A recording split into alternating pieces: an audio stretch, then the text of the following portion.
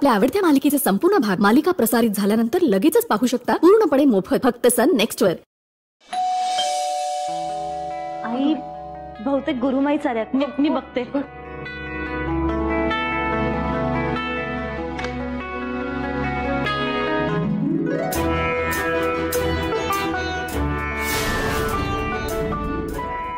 गुरुमाई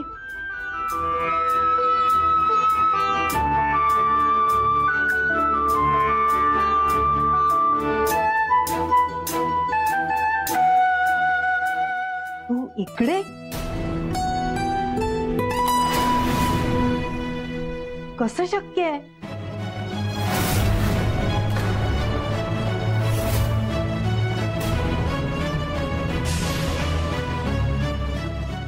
गुरुमाई तुम्ही आत या ना, या।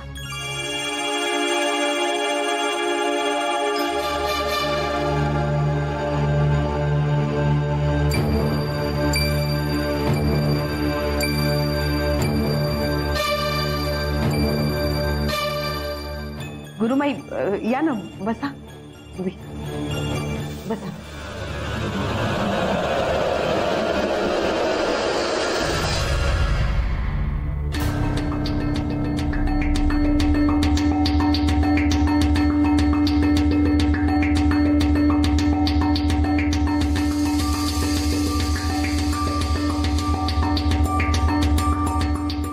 गुरुमाई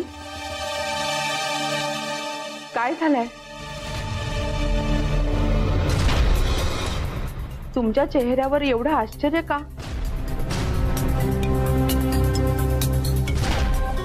अहो मी तुम्हाला फोन केल्यावर सांगितलं होतं ना की मी अर्पिताची सासू बोलतेय म्हणून। मग अर्पिताला इथे बघून तुम्हाला एवढा आश्चर्याचा धक्का का बसलाय?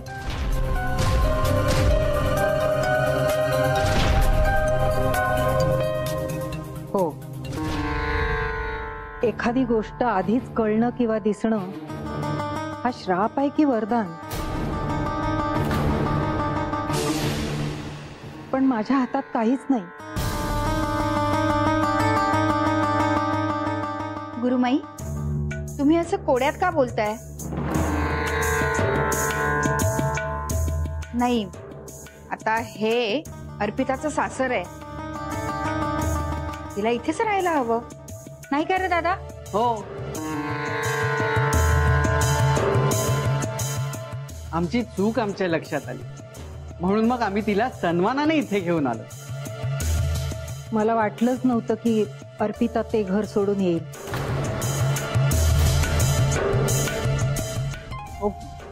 मग त्यांचा संसार कसा सुरू झाला असता? तिच्या वडिलांचा या लग्नाला विरोधच होता ना, म्हणून मग मी जबाबदारी उचलली, मी मनावरती घेतलं आणि त्या दोघांना इथे घेऊन आलो। आता बघा माझ्या मुलाचा संसार कसा आनंदाने सुरू आहे। तुमच्या मुलाचा सुखी संसार सुरू झालाय, पण ही गोष्ट त्यालाच माहित नाही।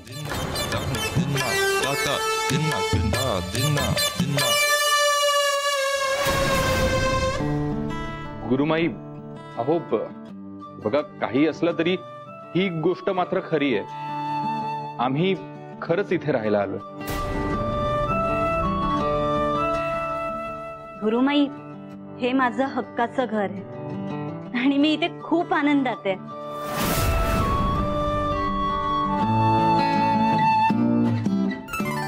म्हणजे काय? अहो आनंदातच असणार ती। आम्ही सगळेजण केवढं प्रेम करतो तिच्यावर। बरं गुरुमाई, मी तुम्हाला इथे कशासाठी बोलवलंय ते सांगते। हा, मी आधीच सांगितलंय, फक्त असं बोलावलं म्हणून मी कुठे जात नाही। नियती जिकडे मला नेते ना तिकडेच मी जाते। विचारा तुमचा प्रश्न।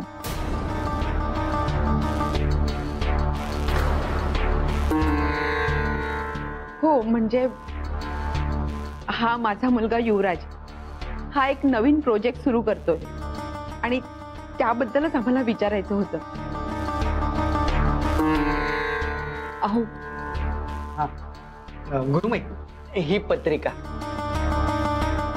युवराज ज्या जमिनीवर प्रोजेक्ट सुरू करतोय ना ती जमीन त्याच्या नावावर आहे.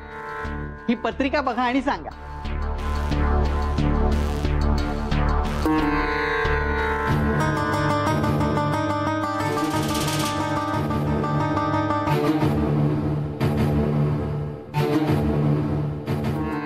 उत्तम निर्णय आहे. तुमचा मुलगा जे काम हातात घेईल त्यात यशस्वीच होईल. वाह. ती जमीन आणि हे राहतं घर युवराजला धार्जिणं आहे.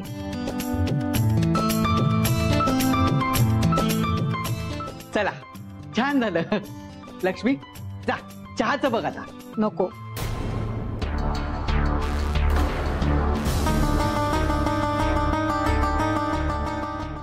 गुरुमाई, अहो काय झालंय? एवढी आनंदाची बातमी सांगितली पण तुमच्या चेहऱ्यावर मात्र आनंद दिसत नाहीये मला. कारण मी जे बोलले ते अपूर्ण आहे. हे घर युवराजला धार्जिणं आहे पण अर्पिताला नाही.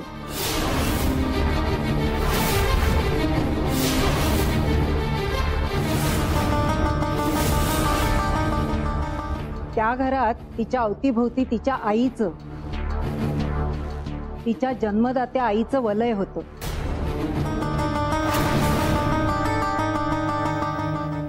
इकडे मला ते वलय दिसत नाही.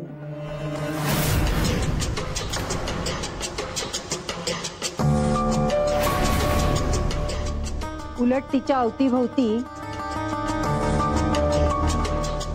काहीतरी अशुभ, अमंगल,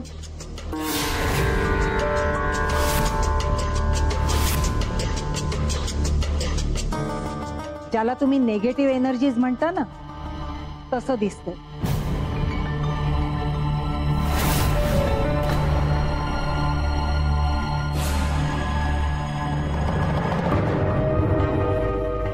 गुरुमाई, अहो निगेटिव्हिटी तर सगळीकडेच असते पण मी त्याच्याकडे पॉझिटिव्ह दृष्टीने बघते.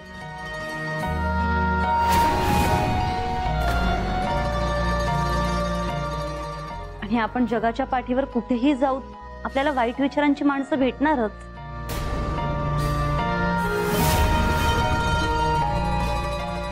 पण इथे माझ्यावर एवढं प्रेम करणारा माझा नवरा, माया लावणारे सासू सासरे, हे सगळे माझ्या सोबत असताना मी कशाला घाबरू? गुरुमाई, अहो काळजी करण्याचं काहीच कारण नाहीये. तू स्वतःची काळजी घेशील ग, पण तुझ्या वडिलांची काळजी कोण घेईल?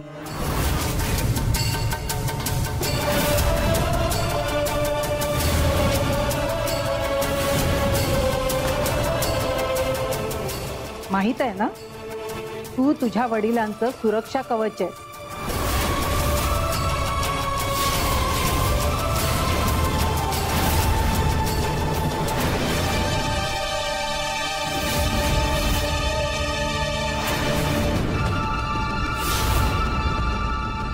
जोपर्यंत तू त्यांच्या आसपास असशील तोपर्यंत ते सुरक्षित आहे.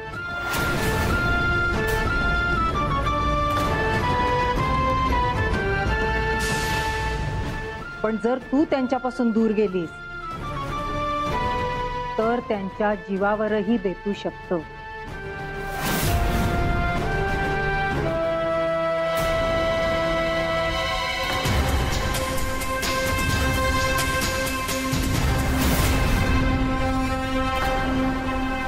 आणि हे माहीत असूनही तू ते घर सोडून आलीस.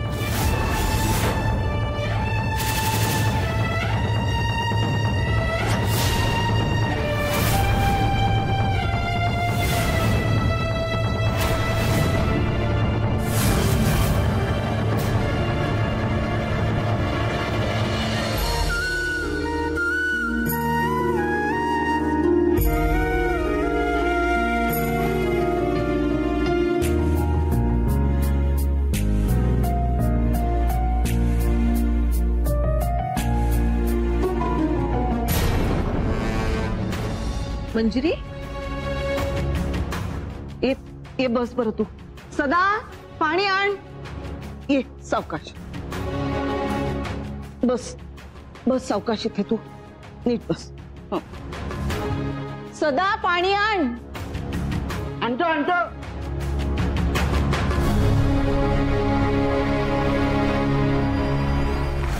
ठीक पाणी घे.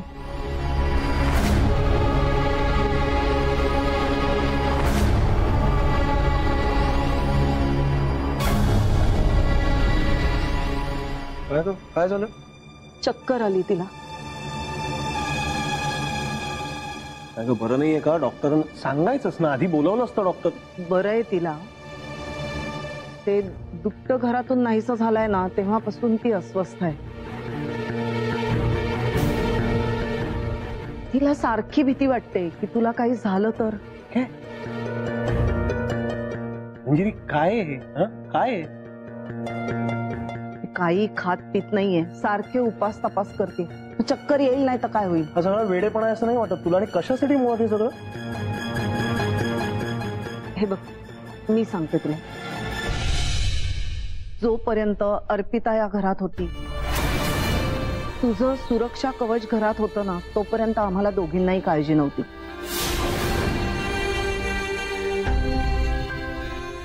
आता मात्र आम्ही दोघी मनातून हादरलो. मी ना कहर चालवलाय, खरंच सांगतो. किती वेळा सांगायचं तुम्हाला, बंद करा हा बावळटपणा. काय चाललंय आपल्या घरात? कुठल्या काळात जगतोय आपण? काय वागताय तुम्ही? आणि मला काही नाही होणार आहे. हे बाई, मला काही नाही होणार आहे. ते गुरुमाईने एक तर सगळ्यांना कामाला लावून ठेवलंय. सुरक्षा कवच, सुरक्षा कवच. गुरुमाई सारख्या बाईवर कसला विश्वास ठेवता तुम्ही?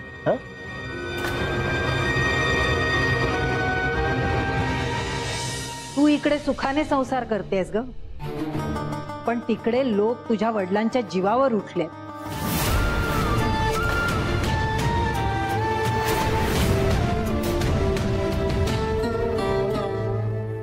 गुरुमाई, मला खरंच हे काहीच माहित नव्हतं.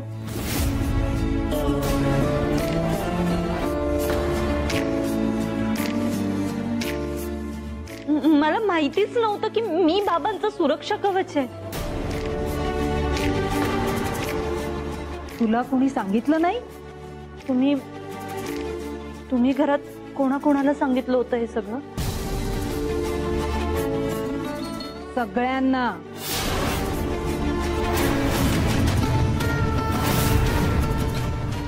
त्या दिवशी फक्त तू नव्हतीस घरात. तुझी आई, आजी, बहीण, वडील सगळ्यांना माहित आहे हे.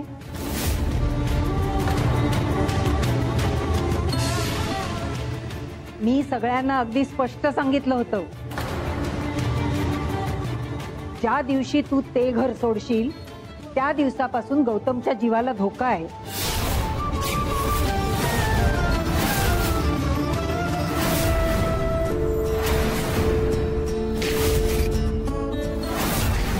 आणि इतकी मोठी गोष्ट तुझ्यापासून लपवून ठेवली त्यांनी का?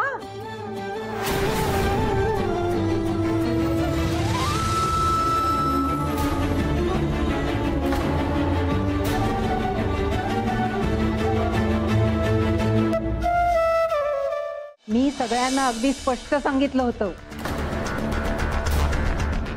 ज्या दिवशी तू ते घर सोडशील त्या दिवसापासून गौतमच्या जीवाला धोका आहे. आणि इतकी मोठी गोष्ट तुझ्यापासून लपवून ठेवली त्यांनी का? पिता, बघ, तू काळजी करू नकोस. ह्यात तुझी चूक नाहीये.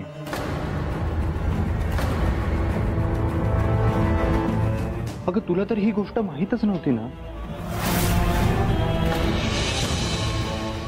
आणि तसंही गौतम सरांचा ह्या असल्या सगळ्या गोष्टींवर विश्वास नाहीच.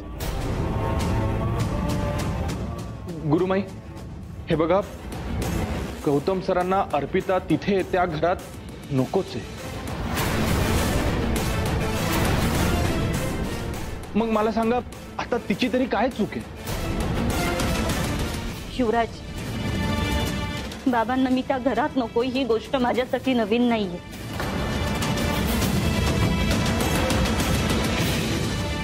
पण आता गुरुमाई जे सांगतायत ती गोष्ट सुद्धा लहान नाहीये रे. गुरुमाई जे जे सांगतात ते तसंच्या तसं सगळं खरं घडतं.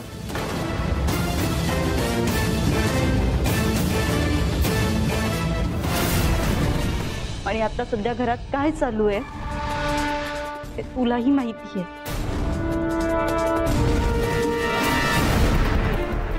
पण मला कळतच नाहीये एवढी मोठी गोष्ट घरच्यांनी माझ्यापासून लपवली का?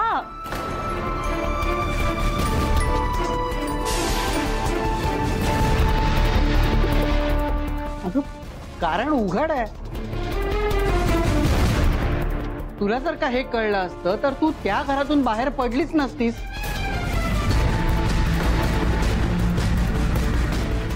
मग तुमच्या दोघांचा संसार सुखाने सुरू कधी झाला असता?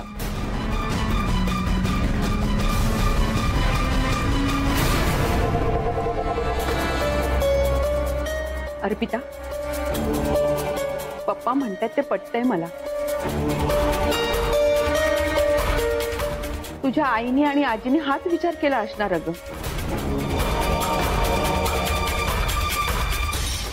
आणि मला सांग, कुठल्या आईला असं वाटत असेल की आपली लग्न झालेली मुलगी सासरी जाऊन राहू नये?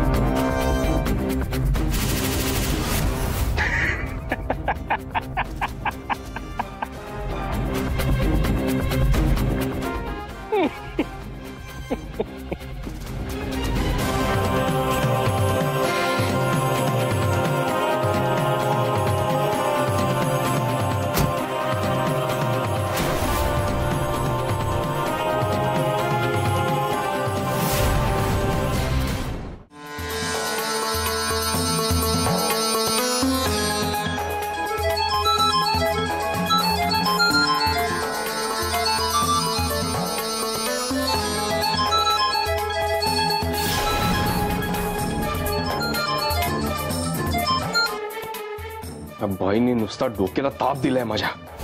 तिला गौतमचा जीव घ्यायचा आहे आणि मला त्याची संपत्ती.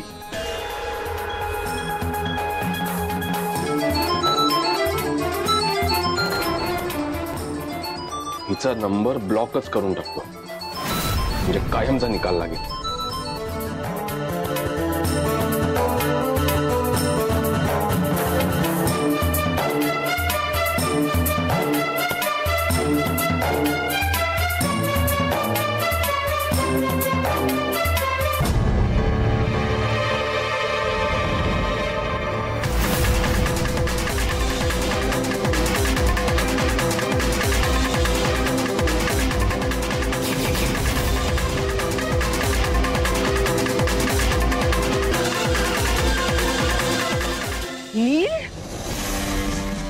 समजतो तू स्वतःला?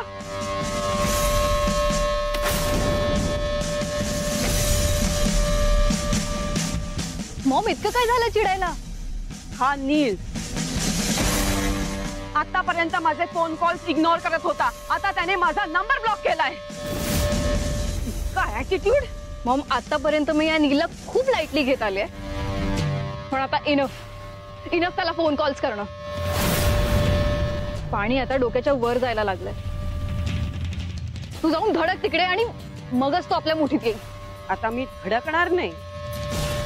आता मी असं काहीतरी करेल की नीलच्या पायाखालची जमीन सारखे. Just wait and watch.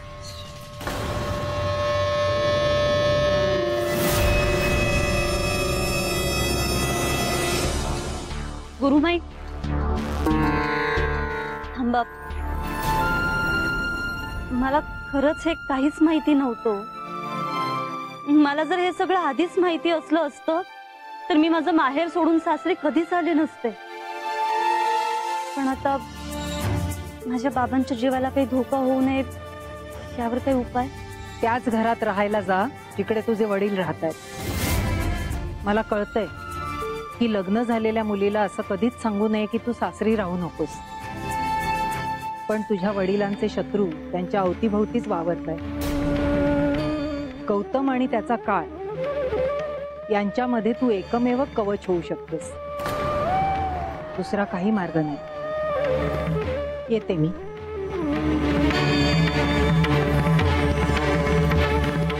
Gautam आणि त्याचा काळ यांच्यामध्ये तू एकमेव कवच होऊ शकतेस. दुसरा काही मार्ग नाही.